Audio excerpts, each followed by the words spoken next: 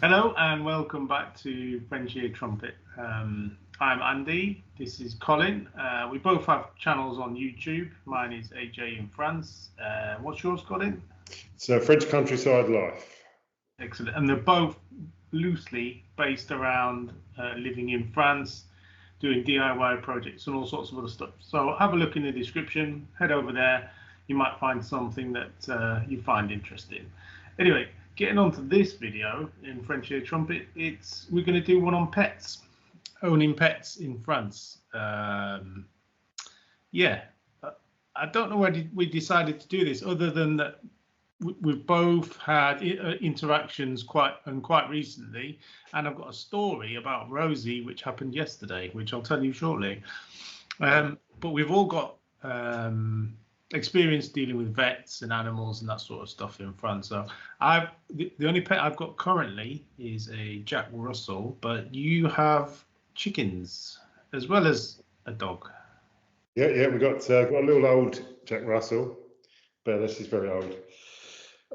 She's coming up to 15, we think. So because she was a rescue dog back in the UK. So we think she was about a year, but she could have been 2 years when we got her. So we think she's about 15. But so we have got chickens as well. We just lost another one last night, funny enough. Oh no.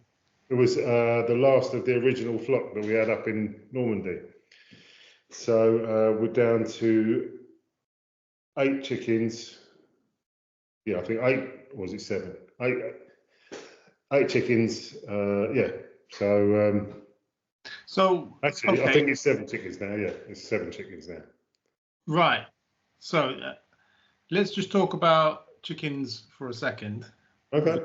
Because it probably doesn't seem very interesting to you, but I've never had chickens, but I would like to get some in the near future. But I'm worried about how much taking care of them there is to do.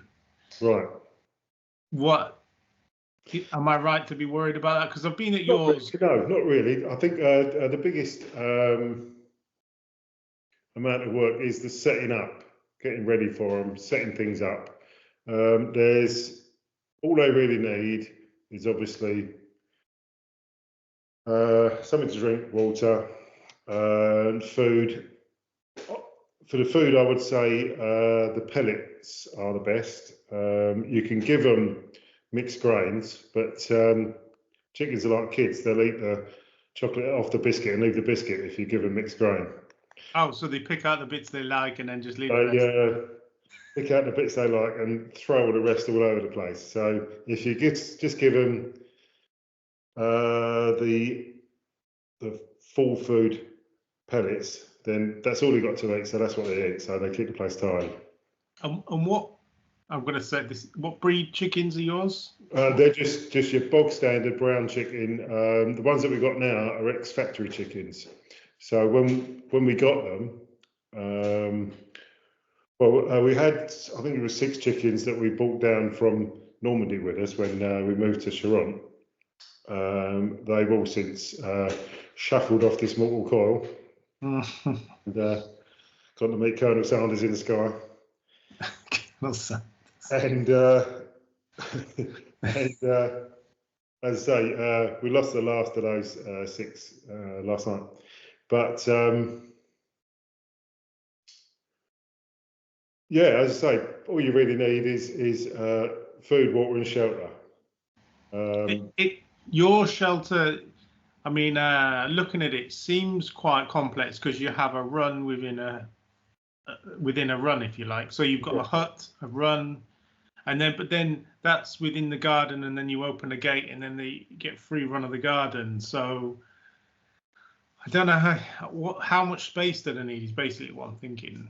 They don't need a lot of space. Well, when you think, right, factory hens, they'll fit 4 chickens onto a cage the size of an A4 piece of paper.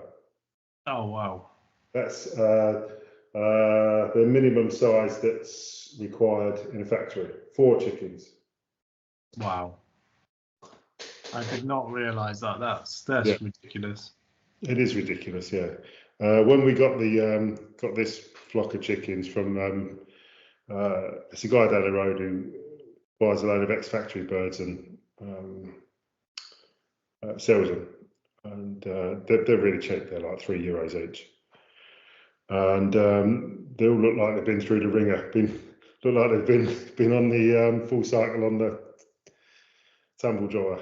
Yeah, because I saw one when I was there. They didn't have all the feathers, and they were just starting to grow back as I left. And then they look like rubber chickens, some of them.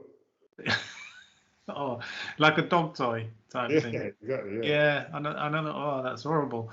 But then you've given them a different lease of life now. So in the morning, you just let them out and then bring them in the evening? Because right, so when we first got chickens, we didn't know anything. I think the first week we had them, every night we was chasing them round, trying to get them to go back into the coop so we could shut the door. What we didn't realise, until someone told us, what we didn't realise was that chickens actually put themselves away. Yeah. So as soon as it starts to get dark, they'll go and put themselves back into the coop. Wow, interesting. Very interesting. So what I've got on the coop that I've built is an automatic door opener and closer. So it's by a British company called Chicken Guard. All right.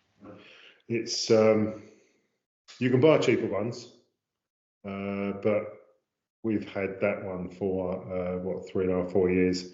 One set of batteries, and what, in that time? In that time, yeah, one set of batteries, so they just won't die. All right. Okay. Unlike the chickens, but and it you can set it to a level of light because it's got a little light sensor on it, so you can set it to a level of light, so it'll open when the light's at a level that that it's sunrise, or you can set it on a timer. Right, that's clever. Yeah, I set mine using the timer because I've got a tarpaulin over the metal run, which makes it artificially dark in there. Oh, so it will close before it needs to. Yeah. Mm. Yeah, but in answer to your question, do they need a lot of looking after? Then no, not really. We can leave them for 3 or 4 days without having, like, if we go away for a long weekend, as long as they've got enough water, enough food, they just take care of themselves. Exactly what I was going to say. And by the way, everybody, I apologise for the video and the audio because I'm actually in London today. So I'm borrowing a laptop for this. And then tomorrow I'll be in Spain. So the next one will be from southern Spain. And I can confirm it's cold and grey in London. Just in case you're wondering. Okay, so don't seem to be too difficult to look after, and you can leave them for periods of time, which is what I was thinking, which I didn't really realise you could do. I thought you'd have to be there every day. So 3 or 4 days. Right, okay, I can consider that. Okay, so from the amount of chickens you get, how many eggs do you get? So we get about 6 eggs a day. So how many chickens again? Sorry. We've got 7 chickens, I think. All right. Okay. That's so there's often a freeloader that'll won't lay for whatever reason. Yeah. But I mean, 6 eggs. There's always a freeloader, eh? There's always a freeloader that turns up and eats all your eggs as well. Apparently. Yeah. I don't know who that would be. Anyway. So, have you laid an egg today? Well, yeah. So okay, that's interesting. If I wanted chickens, very, very interesting. And go on. So there's lots of different breeds of chickens, obviously. So there's birds that will be bred for meat, and there's birds that are just for eggs, and you've got mixture birds that will lay eggs and they're suitable for eating as well. There's also, you don't need a cockerel for the chickens to lay eggs. Ah, okay. Well, that's interesting. I did not know that. Give me thumbs out of it. Everyone's Okay. doing that. Yeah. Yeah, chickens will lay eggs regardless of whether there's a cockerel about. Right. Okay. So it seems quite straightforward. I don't know if you've seen, but in the UK, you're going to have to register every chicken. Oh, really? I didn't know that. Yeah, because of the bird flu situation, and I guess they're struggling for people to keep on top of it. But you now have to, well, it's possible. I don't know if it's actually law, but it's definitely in the making of, or is going to be introduced, that you need to register your chickens, get a chicken license. Call me an old cynic, but it just sounds like a revenue raising. It does. Scam, doesn't it? Yeah, no, we're not going to charge you for it. We just need a processing fee of $9.99 per chicken. Yeah, probably. Anyway, but there's none of that in France. No. You're not allowed to sell the eggs. Ah. You can give them away, but you're not allowed to sell them. Right, I did not know. Is that because you're impinging on someone's legal business there, I guess? You know what it's like in France. Every trade, every way of earning money is protected. Yeah. So I guess it's to protect. Not wanting to go off on a tangent, because we never do that on this. Hardly at all. Okay. No, hardly at all. I noticed that with supermarkets, you can't buy, let's say in England, you can buy paracetamol or ibuprofen in a supermarket, but you can't do that in France, can you? No. Chemist. Yeah, because that's what chemists are for, I guess. Only in a pharmacy, yeah. And it's like cigarettes. Can't buy cigarettes or tobacco in a supermarket. No, you have to go to a tobacco. Tobacco, yeah. Yeah. Blues in the name, isn't it? Yeah, everyone has their own little empire, and then they work for that particular. So no one can undercut them, like especially with the supermarkets and the pharmacies. That's a really good idea, actually. But anyway, we'll get back to that. Actually, we can actually come back onto the subject by way of that, because vets in France. I don't know if you noticed, but there's vets everywhere. Oh yeah. I don't know whether that's just because where we was previously was a rural area, and this is a relatively rural area. So obviously, there's lots of animals around, but there's vets everywhere, and I think the fact that there's vets everywhere means that the prices are relatively low compared to the UK. So that, I think we'll get into that shortly about prices. But yeah, so I've got Jack Russell, who's about 2 years old, be 3 in October, and yours is super old. So we might have different stories about vets, but I've got 2 stories about Rosie, and I'll tell you what happened to her yesterday. Yeah. So she's uninsured, but she's fully vaccinated, etc., and she gets rabies every year. And rabies vaccination. Yeah, the vaccination, of course. She's just touching the rabies today. I hate when that happens. Oh, rabies again. Yeah.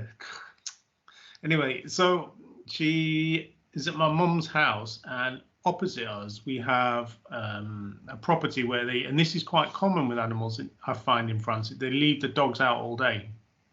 So they'll see that you'll see a lot of dogs just living in the garden all over the place.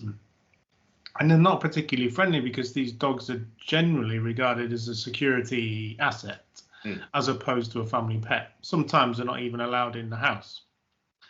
So the 2 opposite, my dog Rosie doesn't like, because they're barky, and when the owners are out, they're at the gate all the time, which is directly opposite.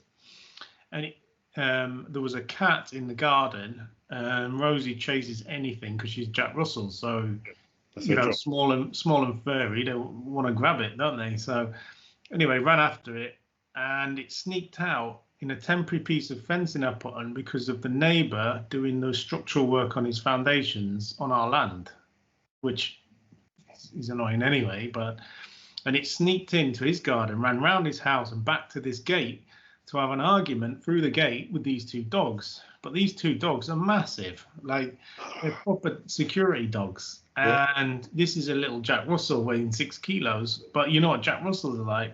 Yeah. They think they're boss all the time. So she stuck her nose through the gate. Straight away, she gets bitten by one of these dogs. We can't complain because they're within their land, in their, she's gone and stuck her nose through. That's that. Anyway, my mum was on her own, so she did the sensible thing, scooped her up. She was okay, put her in the car and took her straight to the vets. So we're now into the realms of emergency consultation at 5 o'clock in the evening with a vet and see what happens. So the vet is about, I'm going to say 4 or 5 kilometres. That's all. Like you say, they're everywhere. Yeah. Did you say that she was insured or she's not insured? No. Not insured. Okay. Not insured. So we put her in the car. Well, Mum put her in the car, took her to the vets, straight into the reception. Look, my dog's been bitten. Can you see her? And they said, yeah, no problem. No problem. We'll fit her in between this appointment and the next one. So that no hanging around there. Straight in. The doctor was really good. My mum speaks good French, but he actually spoke English as well. And he said, yeah, it's not serious. Not going to need stitches. He said I could put her under and give her a stitch, but it's unnecessary. That was the word, unnecessary. What I will do is I'll give an injection of antibiotics and an injection of a painkiller just for the next 24 hours or so. Yeah. So did those 2 injections, checked her over completely, emergency appointment. Mum goes to pay the bill, including the medication, €38. It's crazy, isn't it? That includes the emergency appointment. Yeah. And you just think, hold on. Are you taking the mickey? Because like in England, first of all, they would have said, right, we need to put her under if she's insured, and we need to do stitches. If she's insured, and a blood test. And in case the dog's got rabies or anything like that, we need to know. So give us your details, give us your insurance, and you'll be like, oh my God. And it would have been, if it wasn't 200, I would be surprised. Yeah, definitely. And so that was yesterday. And I actually have another story, but I think you've been to the vets recently with Bella, where she's backwards and forwards to the vet. She's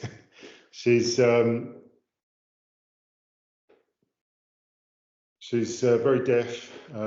She's got I think it's glaucoma. So she can hardly see. She's got arthritis, problems with her kidneys, you name it. Everything you don't die of, basically. And you mentioned she might have memory problems as well, is that right?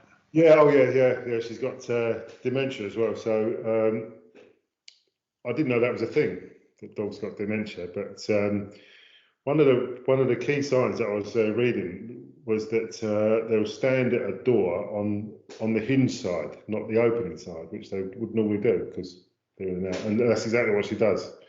Yeah. She'll go to the door and forget which side the door opens.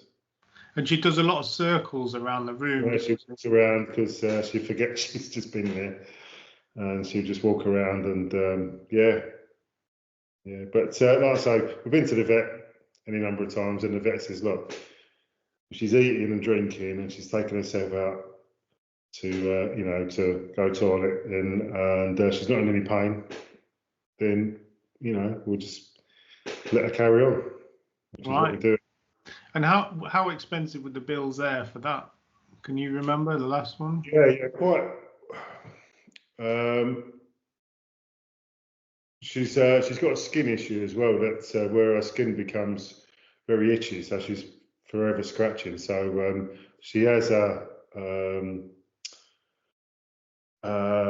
injection about every 6 weeks or so. It just stops her itching overnight. It's just amazing stuff. with that, with a consultation fee and a blood test as well, she'll have. It's about €70, which is nothing really compared. Yeah. Now this is funny because when we got Rosie, we considered, obviously in England, the first thing you do is go out and insure them, wouldn't you? Yeah. And we asked around and looked online, and I said to people, look, what do you do? I mean, do you insure them or not? And they were like, well, no, not really. Because the fees and the prices for stuff are more reasonable. When you think that the excess on any claim might be €50, there's Exactly. no point really. Yeah, I suppose. I mean, there are, right. Okay, so we did have a spaniel. This is many years ago. This would be 2013, 2014, something like that. But it was in England, it was English, and then we used to bring it over on holiday with us.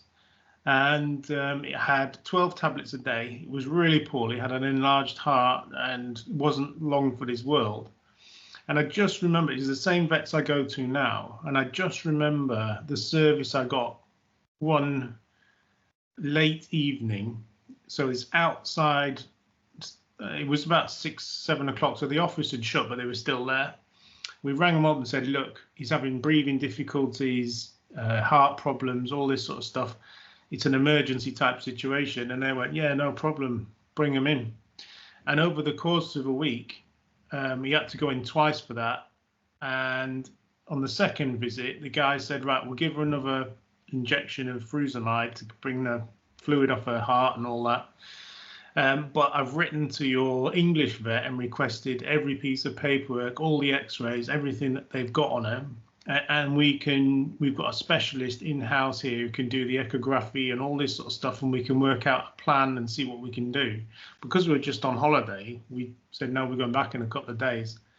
So we did 2 emergency visits, and then at the end we had 2 pet passports to sign off, which we'll get to in a second. But the whole thing was less than €100 for all of that. Yeah, just amazing. And he'd gone to the trouble to contact the English vets and say, look, what have you got? I need to know because I might have to treat this dog again. And really proper into the health of the animal, as opposed to making money. And I found in England, certainly towards like the last few years, it's just all about making money. All the vets have been taken over by larger companies, and it was all profit driven, really. Yeah.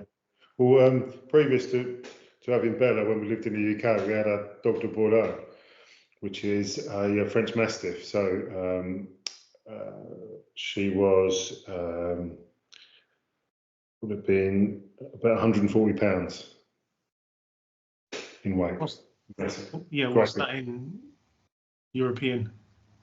Yeah. I don't know. 7/19 of an inch. Hang on, I'll tell you. Not medieval. Nothing like. I'll edit this bit out. No, you won't. It's funny. So 140 pounds. It's a big dog. Yeah. Even I know that. Yeah, that's even without the kilos. 63.5 kilos. Wow, that's like a human being. Yeah. Anyway, so we got her from a pup, and in about the first 3 months, 2 things happened. She fell over when she was running. She hit a tuft of grass, quite big tuft of grass, and fell over it and damaged her shoulder. And she fell down the stairs and bashed her head and started having fits. So there was two ongoing issues with her. Oh, right. We had pet plan insurance from day one, and fair play to them. They paid out everything. But if we hadn't have had pet plan, we would have spent thousands of pounds. Yeah, I know, and yeah, I agree. And from what I've heard, and this is an opinion, and we're not sponsored by Pet Plan, but they do seem to be the ones with the least hassle, and they will just they'll just pay out usually. Yeah, well, because they're so big, quite often the vet will just bill Pet Plan direct, so you don't have to pay it and claim it. Yeah, I found that as well. And that was 15 years ago, so. Yeah, no, and it'll be even more now for sure. Because I've actually got a little bit of video of this, and I told you, I think, when it happened, I was down at the other house and caught Rosie in the garden.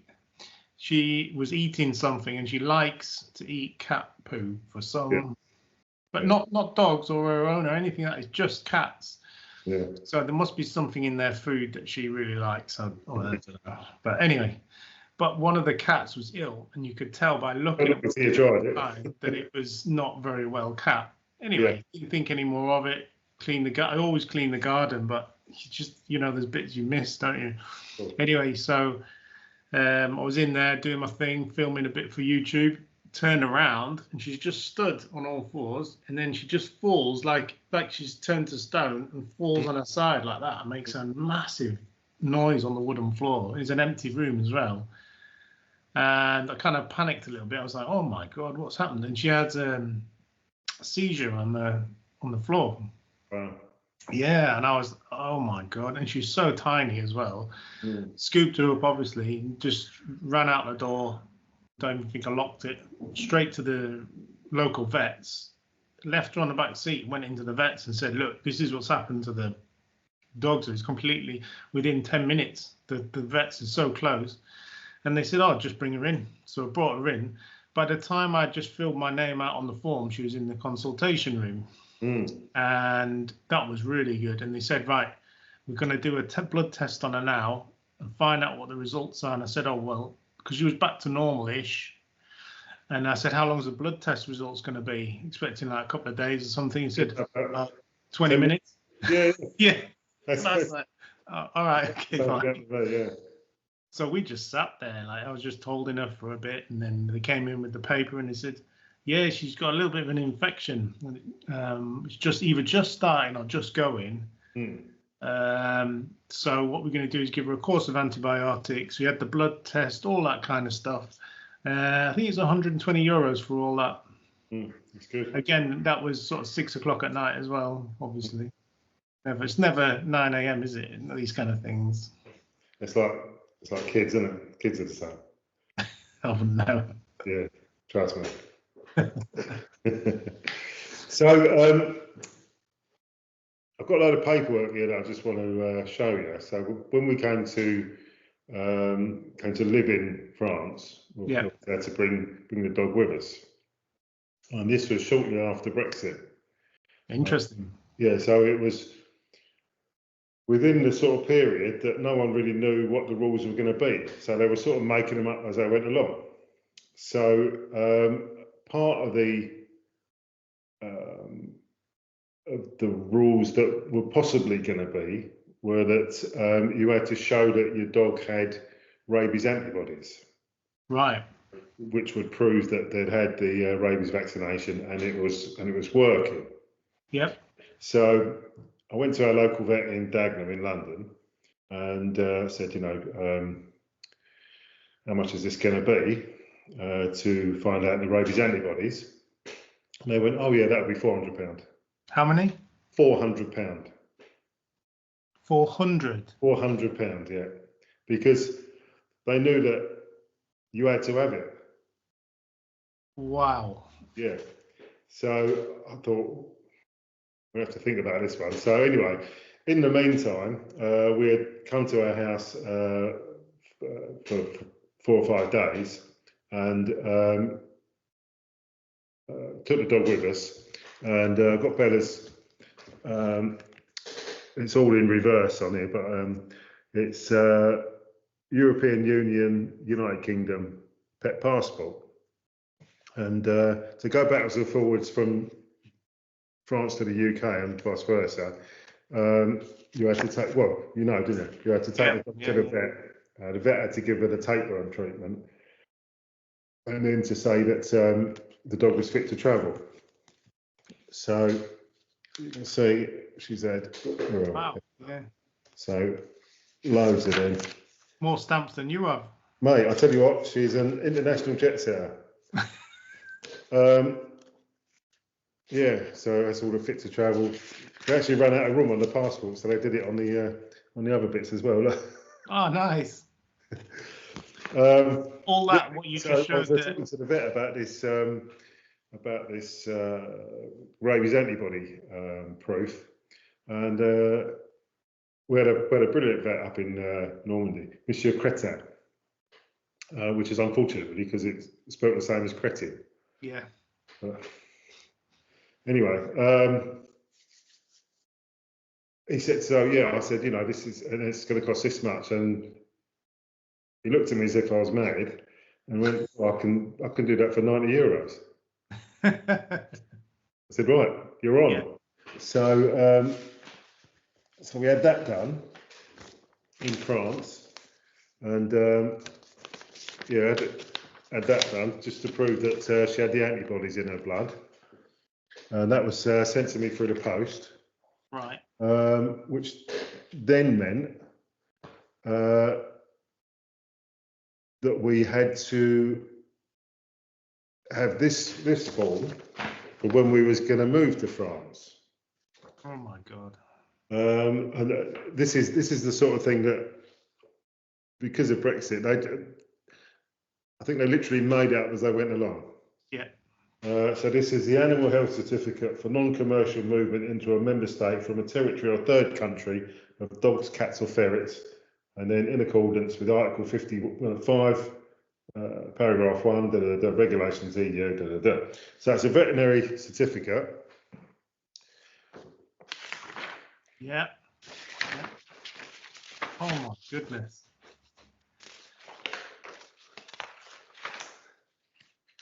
How many?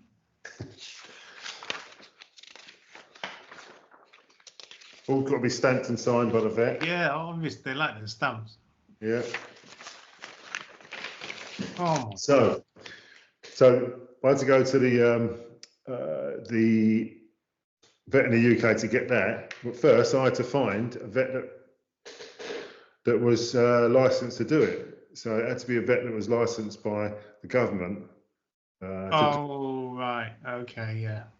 So I found one eventually, and it was the first time that he'd ever done one.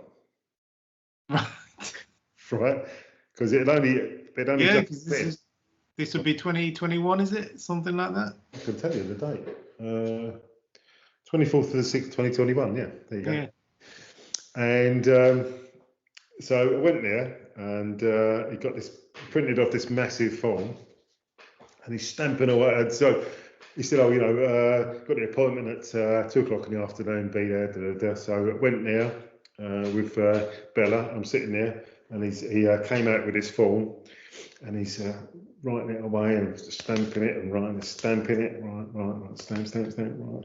And I said, "Are you actually going to look at the dog?" He went, "No, I don't need to." I said, "All right. What's the point of all this then?" So he said, "I don't know. I just got to do it." All those bits of paper and not one examination of the dog. I didn't even look at the dog. That's Brexit right there. So that was that. And then we moved to Normandy, as you know, moved into the house. This is Bella's old vaccination certificate, many vaccinations, and that's her old pet passport. We had to have microchipped again.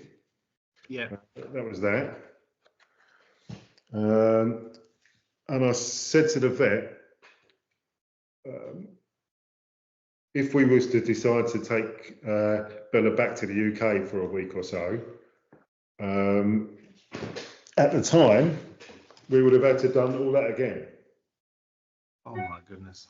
For every trip. I don't know what it's like now, it's probably different now, but at that time, we would have had to get an animal health certificate from a vet every time to bring her back into France.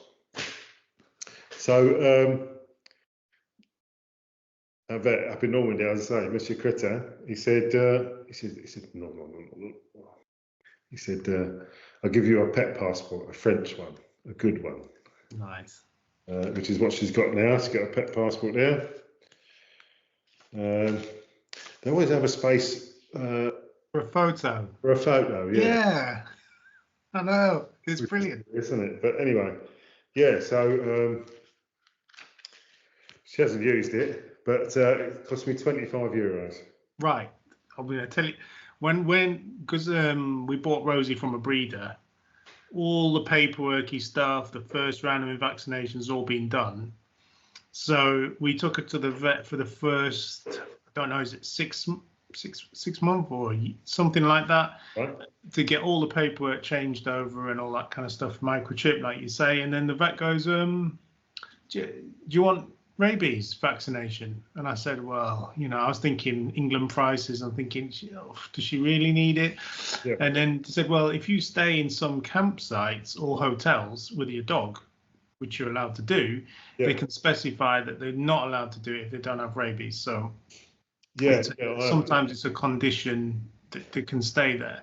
And I said, oh, go on then, how much is it? Yeah, like you said, 20 odd euros for the rabies vaccine. Yeah. And I was like, oh, okay, yeah, of course. And yeah, it was done. And interestingly as well, they spay the dogs before their first season, whereas in England they wait for a season. Yeah. We had Bella done. Had a season. I can't remember whether she had one or two, but and then we had her done. Yeah. Yeah, over here it's different. They do it before the first season, so it was done, I guess, probably 8 months, 9 months, and that's just what they do. So that's a difference as well, I guess, between the two methods of doing it. So I'm glad you got that passport because, yeah, I did have a couple of friends looking to come over, and they had a dog. I don't know if you remember in one of the videos, Big Dave's got a greyhound. Yeah. Ex-Irish racing greyhound, and because it was Irish, it already had a European passport, so it could literally just come straight back in. Yeah. Sadly, that dog has passed away now, but yeah, because it was Irish, come straight through. Yeah. Yeah, but I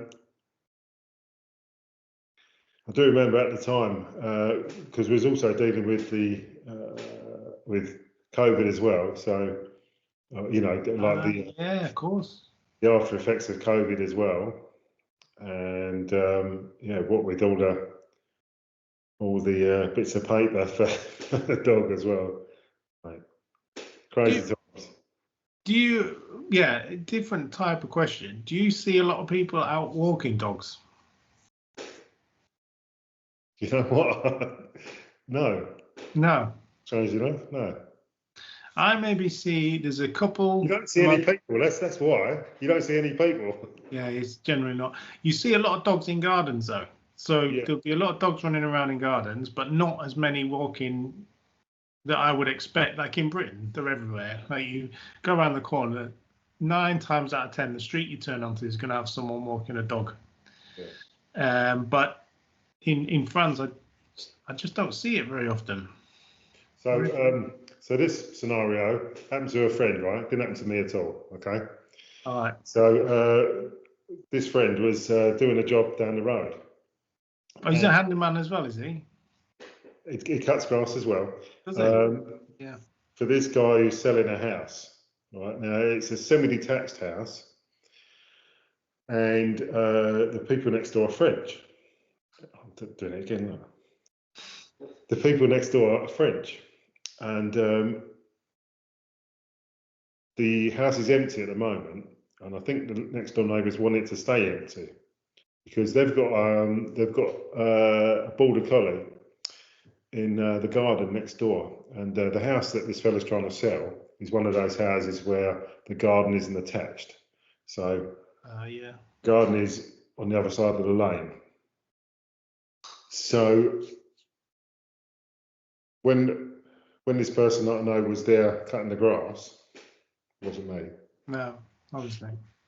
The estate agent came up and had a little chat with this person, and they said that every time someone comes to view the house, the people next door let the dog off the lead, and the dog goes bananas because it's always tied up. Oh, that's a bit underhanded, isn't it? Yeah, so the dog goes bananas and runs around barking his head off at everything. And of course, the people come to see the house go, yeah, not sure about the dog next door. And they do that allegedly on purpose, allegedly. Oddly at all. Yeah, interesting, because dogs are, they're seen quite often as a security measure. Like my direct next door neighbor, he's got an Alsatian. It does not go in the house. It's got a decent sized kennel and the whole run of the garden, but it's always outside, never goes in. And it's a big dog, and you can hear it most. If anyone walks past, you won't want to break in there, I'll tell you. Right. So there's a breed of dog that you don't see anywhere else. The first time I saw one, I was down in the south of France. We was looking at property down there near Carcassonne, and we was going straight back from there. So I made an appointment at a vet down there to get Bella's tapeworm treatment and get her passport stamped. So I'm in the waiting room and it's packed. Waiting room was packed because it was a big vet, big practice. And there was this young woman. She must have been about 14, I suppose. And she had a massive dog. It's a huge, great dog. And this thing was just dragging around the waiting room. And I'd never seen it before. It looked like a Rottweiler. It had a long snout and a long tail. Right. And it turns out it's a breed of dog called a Boucheron. Never heard of it. The farmer that lives down the end of the hamlet, he's got one. And that lives out. Actually lives in the house and out the house, so it's got free range but there's no fences, so someone walks down here and says hello. Lovely dog. Yeah. Huge, great thing. Yeah, I've never seen one of those. Yeah, Boucheron. Bucheron. So you can Google that. Oh, wow. What I want to talk about while we're talking about dogs is in the UK, you've got the Dangerous Dogs Act, which is constantly being added to with all the controversy over Bully XL, I think. Yeah, that's right. Yeah. XL dogs, right? So in France, they've got a slightly different system with dangerous dogs. So they've got Category 1 dogs and Category 2 dogs, and actually Category 3. So Category 3 is every other dog. Right, so there's no rules as such for Category 3 dogs. Category 1 dogs are commonly known as attack dogs, and Category 2 dogs are commonly known as defence dogs. Right. Right, so Category 1 dogs would be those dogs that are not breed specific. So they'd be like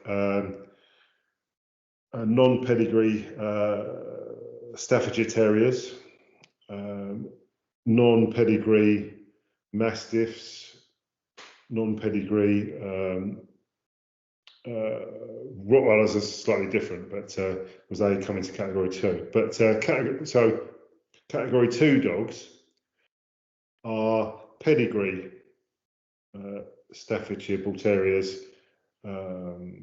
Alsatian, would that come in there? No, it doesn't come under it. Japanese Tosa. There's 4 or 5 other breeds that escape me at the moment. There's a particular type of Mastiff that's covered by Category 2 as well.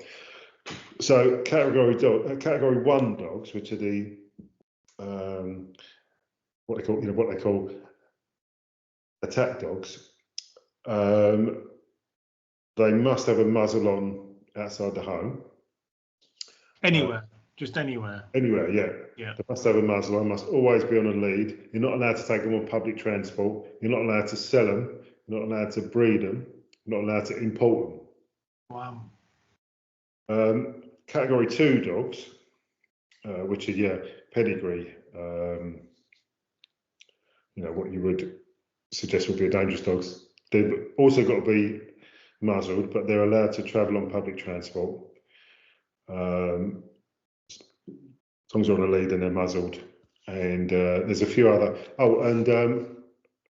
For both of those category dogs, you have to attend a course. It's a one-day course. Oh, right. Yeah. You also have to have it insured for public liability. You also have to get a letter. This would be the thing. You have to get a letter from your Marie to say that he's happy to have that dog in his commune. Wow. That'd be the hard one. Yeah, definitely. Out of all of those, yeah, definitely. Yeah. So the idea of having the restrictions on the category 1 dogs is that they're trying to stop people from having them, basically, so they make it as difficult as possible. Yeah, understandable. So can't breed them, can't sell them, can't import them. What about that? You told me Jane used to volunteer or sometimes volunteers at the SPA, and while she was there, SPA is like the RSPCA, isn't it, for dogs? She came across a wolf dog type thing. Yeah. So they got a breeder dog called a Czechoslovakian wolf dog. It's a hybrid of a wolf, of an actual wolf. I remember, I don't know if you've ever seen Joe Rogan on, he does a podcast on Spotify. Joe Rogan's a commentator on UFC. And he had this, and he's a big dog fan as well. And he had this expert on these on his wolf dogs on his program. And this expert was saying basically, don't have a wolf dog. Right, sensible. Just don't have one, he said, because if you get a female wolf dog, it just wants to be with you 24 hours a day. It doesn't want to let you out of its sight. And if it's not with you, then it'll pine and it'll howl and it'll just, get destructive. If you have a male wolf dog, it's constantly watching you for a chink in your armour. Ready to take over at a moment's notice. Yeah. Oh my God, that's scary. I never understand why. I mean, each to their own, but these massive, like the Bully XLs. I just can't imagine what pleasure you get from having them. But that's probably controversial, but just it's not for me. Well, we had the Dog de Bordeaux, which was the same breed that was in the Turner and Hooch movie with Tom Hanks. Oh yeah. Yeah. So we had one of them, a massive head on her. She had a head like a wheelie bin. But yeah, no, she was lovely dog. But, but she's not a trained killer like a Bully XL. No. No. She was. We was in a little 3-bedroom council house, so wherever she laid, you had to step over her. It doesn't matter where she was, she would walk over her. Stepping over her, yeah. Oh, great. Yeah, that's it's a big dog. It's a big dog. Yeah, okay. One extreme to the other, really. Yeah, I mean, I've just got I've always had little dogs. I prefer little. I've had, what dogs have I had in the past? 2 Pekingeses, a bulldog, English bulldog. Yeah, and a spaniel, a Bichon crossed with a poodle. Nice. And another one was just a big ball of fluff. I can't remember the name of it now, but it's just 2 small dogs like that. They're just hair everywhere. super loves everyone, just really. And then we had a spaniel as well, but it wasn't a working one. It was just like a show one, which was good. And I've had a Jack Russell as well. So I've had a fair few dogs.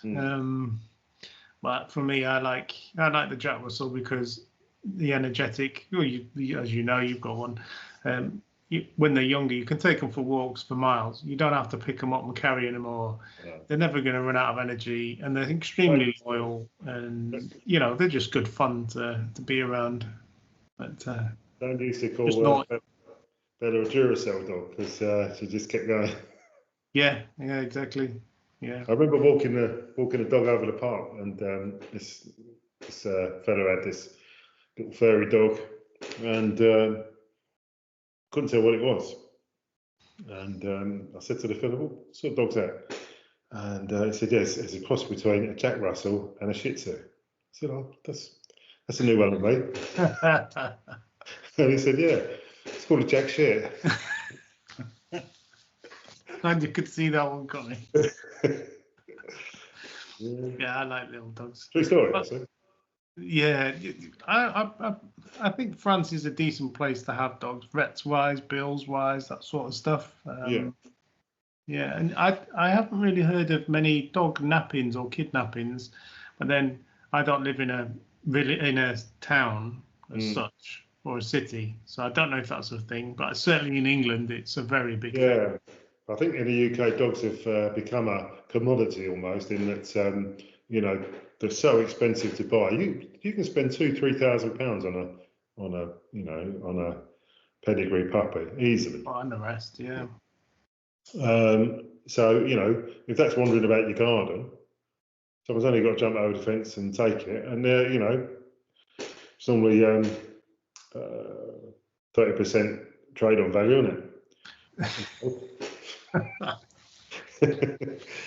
Yeah, I remember out walking the spaniel when it was younger, and it was a really good-looking spaniel from a good breed as well. And you had people in white vans with Irish accents stopping all the time, saying, "Do you want to? What about Dag? Do you want to bring him over and we can have some puppies, sort of thing, and then we'll split the money?" And you're like, "Oh my God, no way!" And then you look to see if they follow you home and all that. It wasn't a very nice feeling. So I'm glad I don't have to put it. One of the funniest things I've seen was there is a derelict caravan on the A12 years ago, and derelict caravan, it had all been smashed up and that, and some of the spray painted along the side. "Do you want to buy a dag?" For anyone who doesn't get that, it's in reference to the film Snatch by Guy Ritchie, which follows a group of, part of it, Brad Pitt plays a gentleman from the travelling community. Indeed. And that's how he pronounces dog, Dag. Yeah, do you like that? Down around that subject. Do you like dags? Oh, dogs. Yeah, brilliant. Actually, we could do one of these. I look forward to doing the film one. I was just going to say, we should do we should have a big list of lines from films and see if we can identify them from the line. Yeah, that's it. That'll be really good. Yeah. I don't know how good I'll be, but it'd be interesting to find out. There we go. Yeah, here's one for you. How long for them sausages? 5 minutes Turkish. It was 5 minutes, 10 minutes ago. Absolutely brilliant. Yeah. Okay. Well, I guess that's done dogs and pets and stuff for now, with a few tangents, I guess. Yeah. So unless you want to say anything else about that, I'll just wrap it up, really. Yeah, I'm just going to say that if there's any subjects that you want us to cover, feel free to leave it in the comments, and don't forget to subscribe and tell your friends. Yeah, head over to our other channels as well, have a look, and you might find something interesting there. They are quite different channels, both worth an equal watch, so have a look in the description for the links. But for now, I guess it's goodbye from me. And it's goodbye from him. goodbye from me.